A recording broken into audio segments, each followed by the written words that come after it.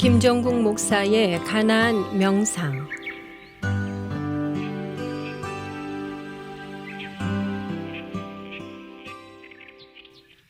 지난주에 우리가 본문을 통해서 바울이 루스드라의 지역에서요, 태어나면서부터 걸어보지 못한 사람을 일으킨 기적을 우리는 보았습니다. 그런데 그러자 사람들이 어떻게 했죠? 이 바울과 바나바를 제우스와 헤르메스라고 신이라고 철석같이 믿고 제사를 지내려고 했죠. 그러자 이 두 사람이 옷을 찢으면서 우리도 여러분과 같은 사람이라고 뜯어 말렸습니다. 그래서 상황이 좀 정리되는가 싶었어요. 그런데 오늘 본문을 보니까 생각지 못한 상황이 벌어졌습니다. 무엇이냐면 19절에 보시면 유대인들이 안디옥과 이고니온에서부터 바울을 쫓아왔다라고 얘기합니다. 그 먼 길을 시간과 힘을 투자해서 찾아온 목적은 이 유대인이라고는 찾아보기 힘든 이 루스드라 지역에 머물다는 바울 한 사람 잡으려고 이들이 들이닥친 것입니다. 근데 이번에 이 유대인들이 이 바울을 좀 해하려고 쫓아왔는데 치사하게 본인들이 직접 나서지 않고 그 멀리서 왔으면 그랬으면 덜 그럴 텐데 19절에 보시면 그들이 안디옥과 이고니에 와서 무리를 충동합니다. 그러니까 루스드라의 사람들을 충동해요. 그러니까 충동했다라고 하는 것은 설득하고 확신시켰다라고 얘기합니다. 그러니까 유대인들은 그럴 수 있어요. 그래 왔으니까. 그런데 아무리 그래도 그렇지.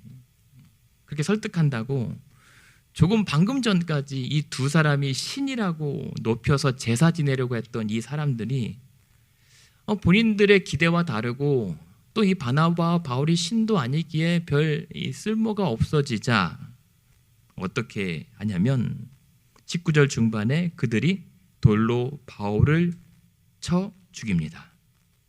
그리고서는 바울이 확실히 죽은 줄 알고 죽은 척한 게 아니에요. 죽은 줄로 알고 그 바울 시신을 질질 끌고 성 밖에 내던져 버렸습니다.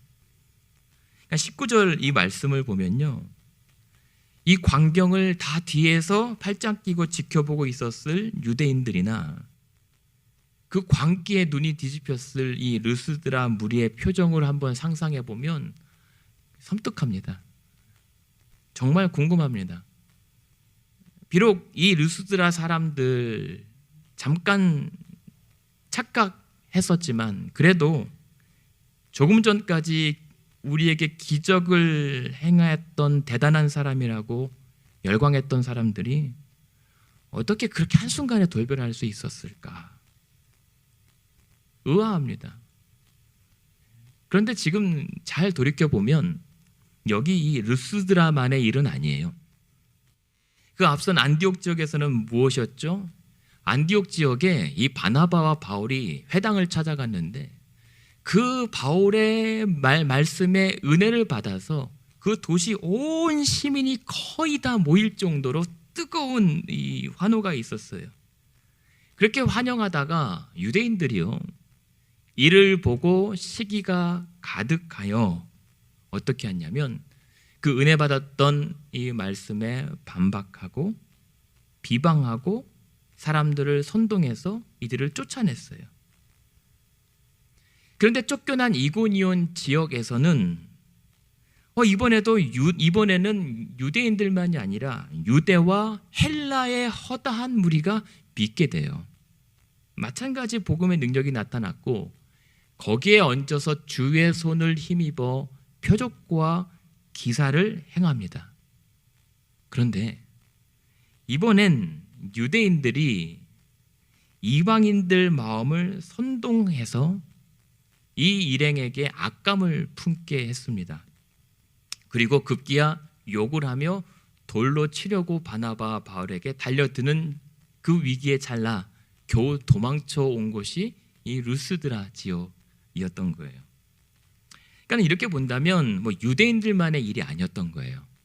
유대인들, 그리고 두 번째는 유다와 헬라인들, 그리고 세 번째는 정말 완벽한 루스드라 이방인들까지 하나같이 예외 없이 다 같은 반응을 보여요. 한순간에 돌변합니다. 근데 참 이게 뭘까라고 했는데, 다 같은 이유라고 하는 것이 바로 결국은 다 자신들의 이권이 달려 있었기 때문이다라고 하는 겁니다. 자기들의 이익에 부합하면 환호하고 아니면 돌아설 수 있었던 것이 사도행전의 맥락에서 나온 사람들의 반응과 변화였다라고 얘기하죠. 그래서 오늘 잘 보시면 유대인들, 진짜 이방인들도 할 것 없이 자신들의 기대와 부합하면 환호했고, 자신들의 기대와 부합하지 않으면 이를 위해서 체면, 명예, 자존심 상관하지 않습니다. 오히려 힘과 시간과 에너지를 다 쏟아 부을 정도로 오히려 거스를 때가 많죠. 결국엔 자신들의 기대가 다 엇갈릴 때는 그런 말이 있잖아요. 적의 적은 동지다. 사실 유대인하고 이방인하고 원래 적대적인 관계예요. 근데 지금 오늘 보면 사실 유대인들과 루스드라 이방인들이 합작을 하고 있는 거거든요. 이게 사도행전에서 우리에게 보여주는 사람들의 면면이었던 거죠. 그런데 그런 상황에서 분명 죽었는데, 그런데 20절에 보면 제자들이 그 시신에 둘러섰을 때에 죽은 줄로만 알았던 바울이 제발로 일어납니다. 더 충격은 무엇인 줄 아십니까? 제자들이 둘러섰을 때 바울이 일어나 도망치지 않고 자기를 죽였던 그 성으로 도로 들어갔다는 사실입니다. 제정신이 아닙니다. 지금 바울이. 지금은 도망칠 때지 들어갈 때가 아닙니다. 그렇다면 또 이 바울은 또 왜 그랬을까? 왜 물러설 법한데 물러서지 않고 왜 그 성으로 도로 들어갔을까? 그것은요, 자기가 그 루스드라 성에서 죽임을 당했던 이후 위축되었을 성도와 교회를 안심시키고 권면하기 위해서입니다. 그러니까는 자기 죽음보다 교회와 성도들의 안위를 걱정을 했어요. 그리고 다음 날 20절에 보면 저 같으면 한 일주일 정도 쉬었다 갈 텐데 이튿날 바나바와 함께 더베로 갑니다. 이 더베라고 하는 이 지역이 뭐냐면 바로 이 루스드라에서 더 안쪽으로 들어가요. 더 안쪽으로 가서 뭘 얘기하죠? 더베로 가서 21절 복음을 그 성에서 전하여 많은 사람을 제자로 삼았다라고 얘기합니다. 그런데 더 충격적인 반전은 뭐냐면, 그런 다음에 어떻게 하냐면 21절 중반에 보면 그런 다음 루스드라와 이고니온과 안디옥으로 돌아갔다라고 얘기를 해요. 지금 이게 무슨 말입니까? 지금 거기는 자기를 조금 전까지 죽인 사람들이 있던 곳이에요.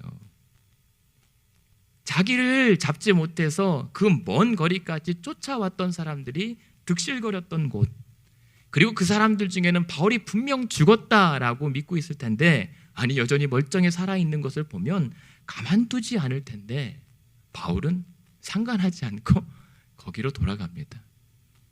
이러니 이분이 괜찮은 상태인가 싶죠. 근데 왜 하필 거기로 돌아갔을까? 그러나 이 바나바와 바울은 애초 이 일이 자기 이익과 무관하고 아무런 조건 없이 시작한 사역이었기 때문에 그럴 수 있었던 거예요. 오히려 이 일을 위해서 자기 이익은 고사하고 자기 목숨을 걸고라도 더 중요한 일을 위해서 그곳으로 돌아갔어요. 하필 그곳들로. 그곳으로 돌아가서 바울이 했어야만 했던, 목숨 걸고 했어야 했던 일이 뭐예요? 제자들의 마음을 굳게 하고 이 믿음에 머물러 있으라 권하고, 또 우리가 하나님의 나라에 들어가려면 많은 환난을 겪어야 할 것이라고 당부하고 권면하기 위해서였습니다. 흔들리지 말자고. 하나님 나라에 들어가려면 이런 환난은 겪기 마련이라고, 환난이 있다고 이상한 일이 아니며 오히려 이 환난도 하나님 나라를 막지 못한다고 진짜 권면을 하고 있는 겁니다. 그러고 난 다음에 이 두 사도는 버가에서 마지막까지 배 타기 전까지 말씀을 전하고 이 아탈리아 지역에서 드디어 배를 타고 26절 거기서 배 타고 안디옥으로 돌아왔습니다. 우리가 그동안 1차 선교 여행을 이렇게 지켜봤던 거예요. 그런데 그 오랜 힘든 사역을 마치고 돌아온 이 바나바와 바울 일행이 그 돌아온 모교회로 들어서던 그때 당시 심경이 어땠을까? 얼마나 벅찼을까? 그리고 얼마나 안도의 숨을 쉬면서 돌아왔다라고 했을까? 생각을 합니다. 그런데 이 벅찬 이곳이 어떤 곳이었어요? 26절 거기서 배 타고 안디옥에 이르니 이곳은 두 사도가 그동안 이루었던 일들을 위하여 그 전에 하나님의 은혜에 부탁했던 곳이다 라고 얘기합니다. 저들이 선교 여행을 떠났을 때 하나님께서 이들과 함께 하셔야 된다고, 그리고 그 선교 여행을 위해서 온전히 하나님 은혜에 내맡겨져서 파송됐던 곳입니다. 은혜 아니면 안 된다고 했을, 그리고 그 하나님의 은혜에 힘입어서 내가 어디든 이끄시는 대로 주저함 없이 그 땅 밟고 돌아오겠노라고 선언했던, 약속했던 파송교회, 얼마나 감격스러웠을까, 그리고 얼마나 반가웠을까 성도들은. 그러면서 27절에 보면 그들이 이르러 교회를 모아 모든 그 지역에 흩어져 있던 교회와 성도들을 모아서 하나님이 함께 행하신 모든 일에 대하여 선교 보고를 합니다. 이 두 사람은 분명해요. 자신들이 지난 선교 여행에서 거두었던 열매와 성과는 우리가 아니라 하나님이 하셨다. 그리고 하나님이 함께 우리를 통하여 일하셨다라고 하는 선교 보고를 하게 돼요. 그런데 사실 저는 반문하고 싶거든요. 이들이 선교 보고했을 때 얼마나 사실 초라해요. 매번 도망 다니고 매번 매 맞고 쫓겨나다가 급기야는 얼마 전까지 죽다 살아났던, 그래서 선교 보고를 할 게 별로 없어요. 언뜻 별다른 성과가 없어 보입니다. 그래서 보고받는 입장에서는 뭐 처음에는 좋았다면서 나중에는 뭐 별볼일 없었네라고 끝날 일 같은데, 그러나 그게 아니었어요.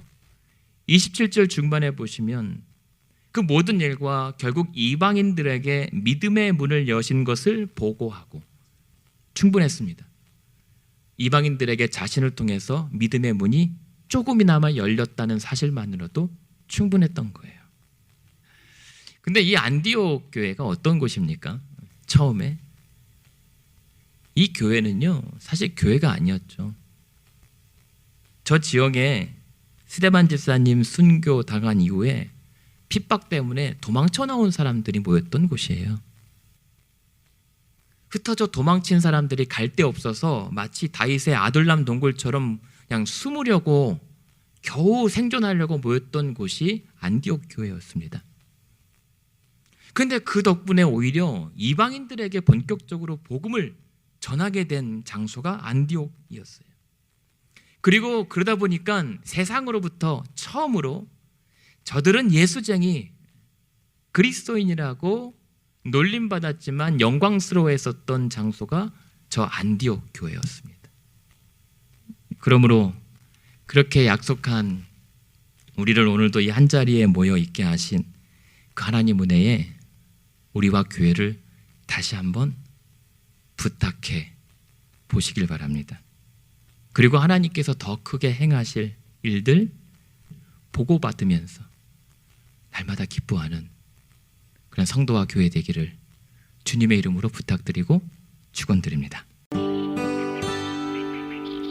지금까지 가나안 교회를 섬기시는 김정국 목사의 가나안 명상이었습니다. 가나안 교회는 1255 미러키 애비뉴 글렌뷰에 위치해 있으며 주일 예배와 EM 주일학교 청년부 예배가 주일 오전 11시에 있습니다. 월요일부터 목요일까지 새벽 예배가 매일 오전 5시 45분에 있습니다. 화요 기도회는 화요일 오후 8시에 있습니다. 신앙 상담이나 교회에 관한 자세한 문의를 원하시면 전화 224-735-2346번으로 연락하시기 바랍니다.